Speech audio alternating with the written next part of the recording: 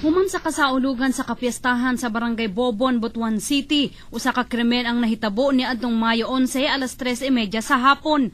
Patay sa pagpangtigbas ang 22 anyos nga si J.R. Lubete, residente sa Barangay Tiniwisan ning Dakbayan.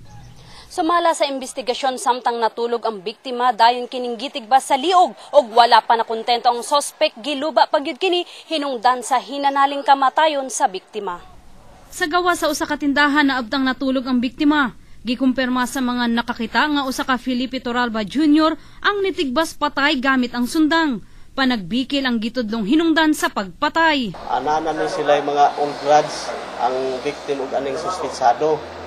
O samtang ang biktima natulog sa taas nga lingkuranan sa tindahan, mao kini nga gitigbas lang kalit sa suspek. Dayon nakasibat ang suspek human sa insidente. Ang suspek at large karon pero amo pang ginegosyate ang amahan niya kung pwede pangitao na iyang anak nga mapasurrender. Nakig-alayo na ang kapulisan sa amahan sa suspek kinsa hepe sa mga barangay tanod sa nasangpit nga lugar. Medias Patrol sa Caraga.